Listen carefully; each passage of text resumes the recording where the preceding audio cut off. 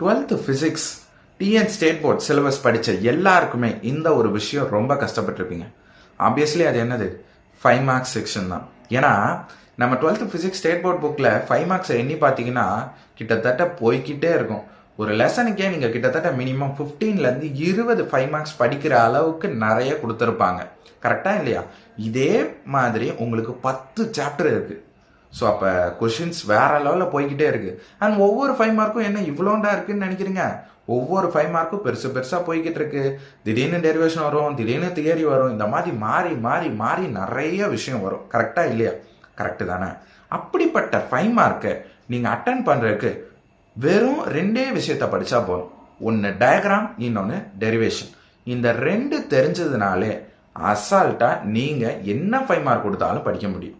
Bro என்ன bro சொல்லுங்க, எப்படி ப்ரோ ஒரு டயக்ராமையும் டெரிவேஷன்ஸை வச்சு 5 மார்க் எடுக்க முடியும் பப்ளிக்ல அப்படின்னு தானே கேட்குறீங்க? எப்படி எடுக்க முடியுன்றத பக்காவான டீட்டெயிலில் நான் சொல்லித்தரேன். ஓகேவா? எவ்வளோ ஈஸியாக அதை மேட்ச் பண்ணி எழுதலான்றதுக்கும் சூப்பரான உனக்கு ஐடியா நான் தரேன். பக்காவாக நீ இந்த ஐடியாவை யூஸ் பண்ணா உனக்கு பப்ளிக்ல 5 மார்க்ஸ் ஃபிசிக்ஸில் கொடுப்பாங்க. சரி, ஓகே, போகலாமா? ஸோ ஃபர்ஸ்ட் திங், உங்களுக்கு மொத்தம் 2 செட் ஆஃப் டீட்டெயில்ஸ் தான் இருக்குடா. கரெக்டாக இல்லையா?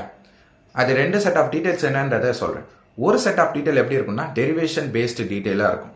2வது செட் ஆஃப் டீட்டெயில் எப்படி இருக்கும்னு தெரியுமா? ஒன்லி தியரி பேஸ்டாக இருக்கும். இந்த இடத்துல தியரி பேஸ்டுன்னு நான் சொல்கிற டீட்டெயில் என்னதுன்னா, ஒரு டிவைஸை கொடுத்து அதை எக்ஸ்பிளைன் பண்ண சொல்லுவாங்க. இதுதான் matter. So first set of detail நான் டெரிவேஷன் சொன்னேன். எக்ஸாம்பிள் எடுத்துக்கலாம்னா, நீங்கள் படிக்கக்கூடிய ஃபர்ஸ்ட் சாப்டரில் எலக்ட்ரோஸ்டாட்டிக்ஸ் வச்சு நான் எக்ஸ்பிளைன் பண்ணேன். ஆக்சியல் லைன், ஈக்குவட்டோரியல் லைன், அந்த மாதிரியான டீட்டெயில்ஸ். அதே வேற இந்த இடத்துல பார்த்தீங்கன்னா தியரி பேஸ்டு டீட்டெயில்னா வேற யாரு? ஃபர்ஸ்ட் லெசனில் ஒரே ஒரு டீட்டெயில் தான் அந்த மாதிரி இருக்கும். மிச்ச டீட்டெயிலாம் கொஞ்சம் வேற மாதிரி இருந்தாலும் உங்களுக்கு மெயினாக இந்த டீட்டெயில் தான். அதாவது டிவைஸை கொடுத்து எக்ஸ்பிளைன் பண்ணுறதுல வேண்டிகிராஃப்ட் ஜென்ரேட்டர், இந்த மாதிரி செட் ஆஃப் டீட்டெயில்ஸ் தான் கேட்பாங்க. மிச்சப்படியான இருக்கிற டீட்டெயில்ஸ் எல்லாம் பெருசாக அதிகபட்சம் கேட்டது கிடையாது. அப்படி கேட்டாலும் நீங்கள் அதை எப்படி படிக்கணுன்ற மெத்தடை நான் உங்களுக்கு லேட்டராக சொல்லித்தரேன். பட் இப்போதைக்கு இந்த 2 செட் ஆஃப் டீட்டெயில்ஸ் தான் உங்களுக்கு மோர் தேன் 80 to 85% கேட்க போகிறாங்க. அது என்ன செட் ஆஃப் டீட்டெயில்ஸ்? ஒன்று டெரிவேஷன் பேஸ்டு டீட்டெயில்ஸ், இன்னொன்று இந்த தியரி பேஸ்ட் டீட்டெயில்ஸ். அது என்னதுன்னா, உங்களுக்கு ஒரு டிவைஸை கொடுத்து எக்ஸ்பிளைன் பண்ணது. எக்ஸாம்பிளுக்கு ஒரு வேண்டிகிராஃப்ட் ஜென்ரேட்டர் சொன்னேன். ரெண்டுமே இந்த ட்ரிக்கு வேலை செய்யுமா? அது 2 செட் ஆஃப் டீட்டெயில்ஸ்க்கும் கேட்டிங்கன்னா பக்காவாக வேலை செய்யும். அது எவ்வளோ சூப்பராக படிக்கிறோன்றத இப்போ நான் காட்டுறேன். சரி, ஃபர்ஸ்ட் ஆஃப் ஆல் நீங்கள் பண்ண வேண்டியது என்னதுன்னா, முதல் செட் ஆஃப் டீட்டெயில்ஸ் இருக்குல்ல, டெரிவேஷன் பேஸ்டு டீட்டெயில்ஸ் இருக்குல்ல, அதை நீங்கள் எப்படி படிக்க போறீங்க அப்படின்னா, முதல் விஷயம் உங்களுக்கு பப்ளிக்ல கேட்ட உடனே நீங்க எழுத வேண்டிய முதல் விஷயம் என்னதுன்னா டயக்ராம். இந்த இடத்துல நான் எழுதுறதுன்னு சொல்லக்கூடாது, இன்ஸ்டெட் வரைகிறதுன்னு நான் சொல்லணும். ஸோ டயக்ராமை வரையணும். இந்த இடத்துல டயக்ராமை வரைஞ்சிருவீங்க. ஏன்னா நான் என்ன சொன்னேன், டயக்ராமையும் டெரிவேஷனை மட்டும் படிச்சா போதும்னால டயக்ராம் கண்டிப்பாக வரைஞ்சிருவீங்க. ஆனால் இந்த டயக்ராம் வரைகிறது தான் உங்களோட மொத்த 5 மார்க்கே இருக்கு. என்ன ப்ரோ சொல்றீங்க அப்படின்னா, டயக்ராமை எப்படி நீங்க வரைவீங்க?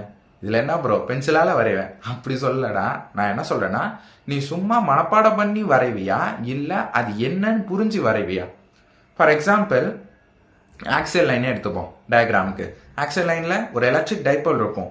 நெகட்டிவ் சார்ஜ் இந்த சைடு இருக்கு, பாசிட்டிவ் சார்ஜ் ரைட் சைடு இருக்கு. நடுவில் டிஸ்டன்ஸ் ஆர்ன்னு வரும். அடுத்து இந்த சைடு பார்த்தா ஏ டிஸ்டன்ஸ்ன்னு வரும். நீ புரிஞ்சு வரையறியா, இல்ல ஒரு லைன் வரையணும், இந்த சைட்ல ஒரு டாட் வச்சுக்கணும், இந்த சைட்ல ஒரு டாட் வச்சுக்கணும், நடுவில் ஒரு லெட்டர் போட்டிருக்கணும்னு வரையறியா? இதுதான் மேட்ரு.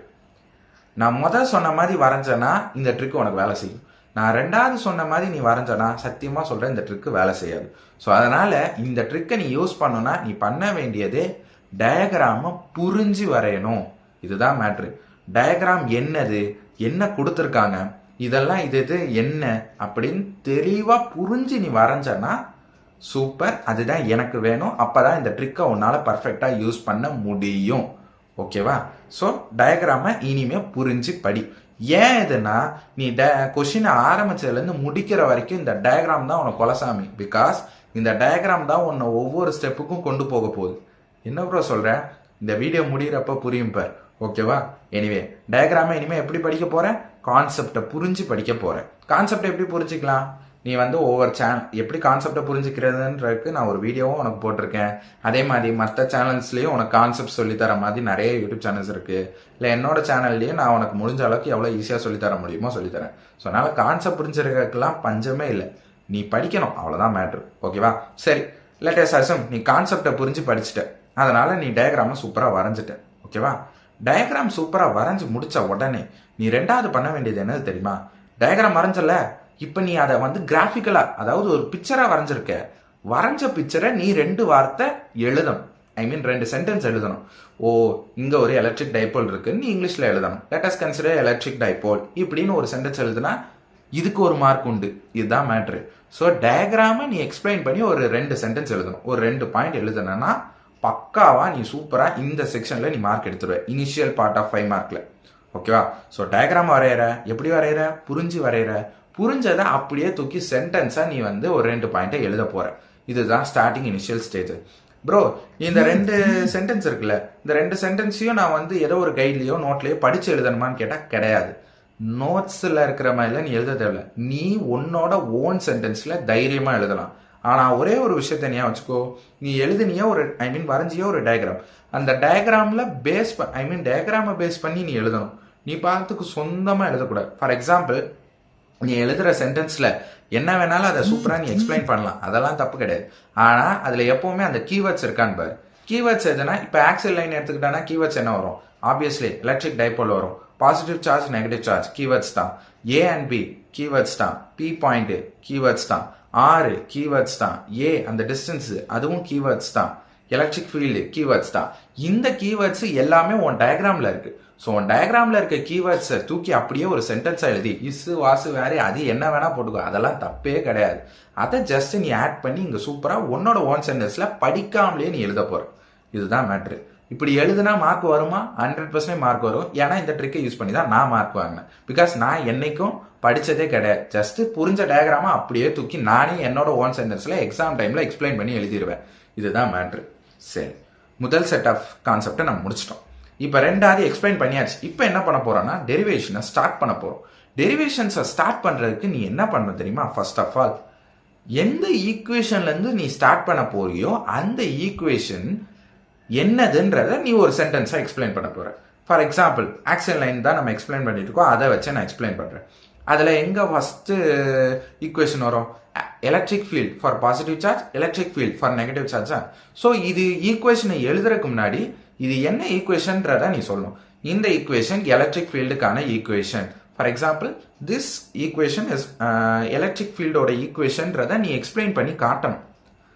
ஃபார் பாசிட்டிவ் சார்ஜுக்கு என்ன, அதோட ஈக்குவேஷன் எழுதணும். ஃபார் நெகட்டிவ் சார்ஜுக்கு என்ன, அதோட ஈக்குவேஷன் எழுதணும். ஸோ இந்த இடத்துல நீ டெரிவேஷன் தான் எழுதுற, ஆனா அது என்னன்றத நீ ஜஸ்ட் ஒரு சென்டென்ஸா எக்ஸ்பிளைன் பண்ற. ஓகேவா? இதுதான் மேட்ரு. எலக்ட்ரிக் ஃபீல்டுக்கான ஈக்குவேஷன் தான் இது அப்படின்னு எழுதிட்டு அந்த ஈக்குவேஷன் எழுதுற. பாசிட்டிவ் சார்ஜுக்கு இந்த ஈக்குவேஷன் வரும், நெகட்டிவ் சார்ஜுக்கு இந்த ஈக்குவேஷன் வரும்னு சொல்லிட்டு உன்னோட ஓன் வேர்ட்ஸ்ல நீ எழுதுற. இப்பவும் நம்ம படிச்சு எழுதல, ஜஸ்ட் டயக்ராமையும் அண்ட் அதோட டெரிவேஷன்ஸை மட்டும் தான் நம்ம படிச்சு எழுதியிருக்கோமே தவிர்த்து மிச்சம் இருக்க எல்லா சென்டென்ஸுமே நாமளா கிரியேட் பண்ணுது. சூப்பர். இதுக்கு நடுவில் நீ பாட்டுக்கு டெரிவேஷன்ஸ் போட்டுக்கிட்டே வரலாம். ஜஸ்ட் என்னதுன்றத எங்க இருந்து ஸ்டார்ட் பண்ணியிருக்க அப்படின்றத ஒரு சென்டென்ஸா எழுதிட்டு நீ பாட்டுக்கு போட ஆரம்பிச்சிடலாம். நடுவில் ஏதாவது ஒரு இடத்துல நீ வந்து இப்படி பண்ணிக்கலாம். 2 ஈக்குவேஷன் ஆட் பண்ண போறியா? Adding 1 and 2 equation or 4 and 5 equation. Multiply பண்ண போறியா, இல்ல டிவைட் பண்ண போறியா, இல்ல சப்ராக்ட் பண்ண போறியான்றத அங்கங்க சும்மா எழுதி வச்சுக்கோ. அதுதான். அப்படியே நீ கொண்டு வந்தனா ஃபைனல் ரிசல்ட்டுக்கு கொண்டு வந்துரு. அப்படியே ஃபைனல் ரிசல்ட்டை ஒரு பாக்ஸ் போட்டு முடிச்சிரு. அவ்வளவுதான். இதோட நீ டெரிவேஷன் பார்ட் முடிஞ்சது. இது வரைக்கும் நீ படிச்சது எல்லாம் எழுதிட்ட. ஆனா இதோட முடிஞ்சுதா? கிடையாது. இதுக்கு அடுத்து எழுதணும். ஆனா அதையும் நம்ம படிக்காம தான் எழுத போறோம். எப்படின்னு பாரு. நீ ரிசல்ட் போட்டு பாக்ஸ் போட்டு எழுதிட்ட. இப்ப நீ பண்ண வேண்டியது என்னதுன்னா, ரிசல்ட்டை நீ ஆன்சர் பாக்ஸ் போட்டாலும் ஃபைனல் ஆன்சர் என்ன பண்ற? கொஸ்டினை பாரு. கொஸ்டின்ல என்ன கேட்டிருக்கானோ அதை அப்படியே எழுதிட்டு ஈக்குவல் டுன்னு போட்டு உன்னோட ஃபைனல் ஆன்சரை எழுதிரு. இதுதான் மெயினா உனக்கு வந்து மார்க் கிடைக்கும். ஏன்னா நீ அங்க சும்மா பாக்ஸ் போடுறதுக்கும் இந்த மாதிரி கொஸ்டின்ல எழுதி ஈக்குவல் டு பாக்ஸ் போடுறதுக்கும் உனக்கு அந்த இன்விஜுவலேட்டர் கரெக்ஷன் பண்றாங்க பத்தியா, அவங்களுக்கு ஒரு நல்ல அபிப்பிராயம் உன் மேல கிரியேட் ஆகும். இதுதான் மேட்ரு. ஓகேவா?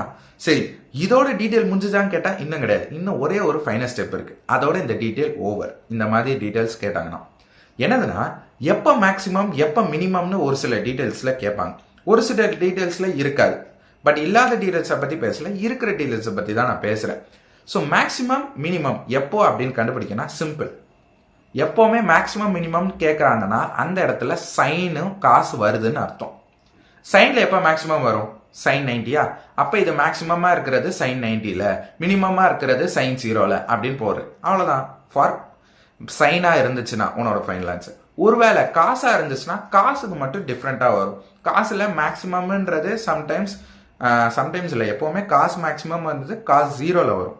ஆனா காசு மினிமம்ன்றது ஒரு சில கேசஸ்ல 0, ஐ மீன் அதாவது காசு 90யும் வரும், காசு 180யும் வரும்.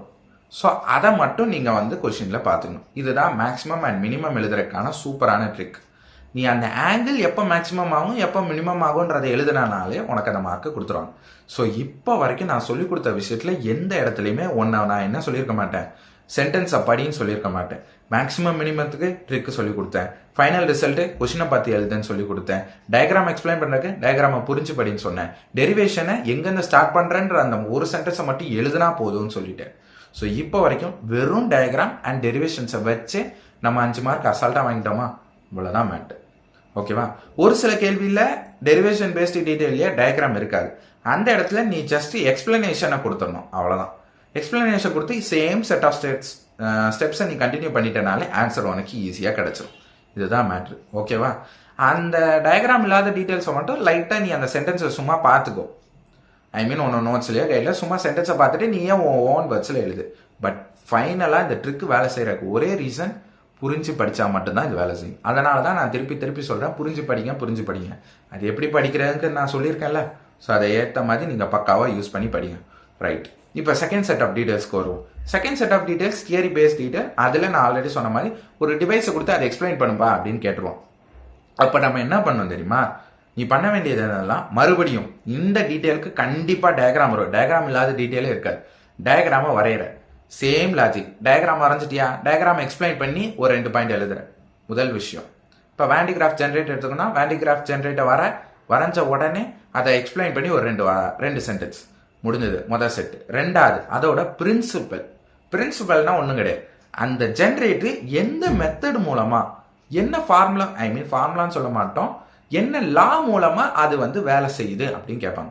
மொத்தமே 2 பாயிண்ட் தான் வரும். ஃபார் எக்ஸாம்பிள் வேண்டிகிராஃப் ஜென்ரேட்டர் எடுத்துக்கிட்டீங்கன்னா action of points, corona discharge, electrostatic induction சொல்லிட்டு இந்த 2 தான் வரும். இதுதான் பிரின்சிபலா நீ எழுதணும். பிரின்சிபலா அந்த 2 அந்த முதல் எக்ஸ்பிளனேஷனும் சிம்பிளா எழுதிடலாம். இதுக்கு அடுத்து தான் 2 இம்பார்ட்டன்ட் ப்ரொசீஜர் இருக்கு. முதல் விஷயம் கன்ஸ்ட்ரக்ஷன், அதுக்கு அடுத்து ஒர்க்கிங். இதை எழுதிட்டேன்னா 5 மார்க்ஸ் சூப்பரா முடிஞ்சிடும். இப்போ என்கிட்ட கேட்பீங்க, ப்ரோ கன்ஸ்ட்ரக்ஷனும் ஒர்க்கிங்கும் பார்த்தேன், பெருசா இருக்கே ப்ரோ அப்படின்னா, நண்பா நான் அகைன் சொன்ன மாதிரி தான், டயக்ராம புரிஞ்சுக்கிட்டு அதுல என்னென்னலாம் இருக்கோ அதை அப்படியே தூக்கி கன்ஸ்ட்ரக்ஷன்ல எழுது. இது இப்படி மேடா இருக்கு, இது இதனால மேடா இருக்கு, இது இப்படி சுத்தம், இது என்ன பண்ணுது, இங்க இடத்துல ஒரு ஹை சோர்ஸ் ஆஃப் பேட்டரியை நாங்கள் கனெக்ட் பண்ணியிருக்கோம். இந்த மாதிரி நீயா கதை அடி, கண்டிப்பா மார்க் வரும்.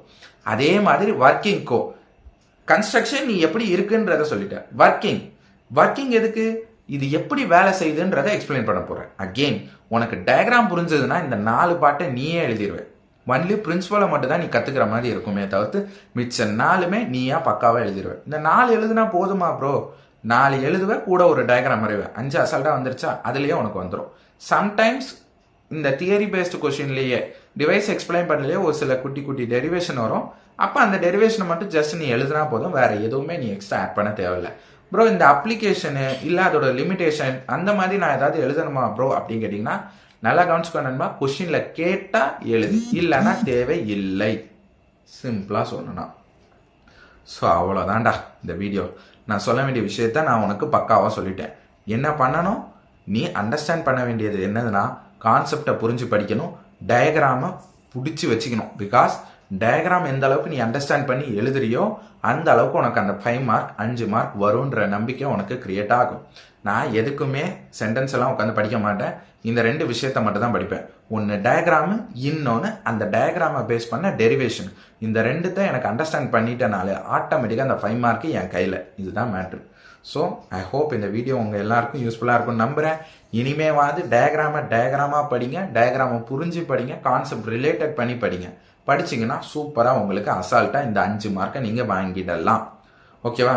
இதை விட்டுட்டு உட்காந்து நடுவில் இருக்கக்கூடிய சென்டென்ஸ் எல்லாம் உட்காந்து படிச்சுட்டு இருந்தீங்கன்னா சத்தியமாக சொல்கிறேன் 5 மார்க்கு ஒரு லெசன் முடிக்கவே நாக்கு தள்ளிடும். நீங்கள் ஜஸ்ட் இந்த 2 மட்டும் படிச்சிட்டிங்கன்னா போதும். இந்த 5 மார்க் இந்த மாதிரி படிச்சுதான்டா நான் 11th ஃபிசிக்ஸில் 99ம் 12th ஃபிசிக்ஸில் 97ம் வாங்கினேன். ஸோ அதனால் கவலைப்படாமல் தைரியமாக இந்த மெத்தடை யூஸ் பண்ணி படிங்க. That's it. ஓகேவா நண்பா? ஸோ இந்த வீடியோவில் ஏதாவது ரிலேட்டட் டவுட்ஸ் இருந்துச்சுன்னா கண்டிப்பாக கமெண்ட் செக்ஷனில் கேளுங்க. கண்டிப்பாக அதை நான் உங்களுக்கு கிளியர் பண்ணி சொல்கிறேன். நீங்கள் என்ன கமெண்ட் கேட்டாலும் நான் கண்டிப்பாக அந்த டவுட்ஸுக்கு நான் ரிப்ளை பண்ணேன். ஸோ ஓகேவா நண்பா? இதுக்கு மேலே நான் பேச விரும்பலை. நாளைக்கு இன்னும் ஒரு சூப்பரான வீடியோவில் உங்களை திரும்ப சந்திக்கிற வரை until then it's Girish. All the best நண்பா. சூப்பராக ஜாலியாக 12th சூப்பராக படிங்க. That's it. பாய் நண்பா.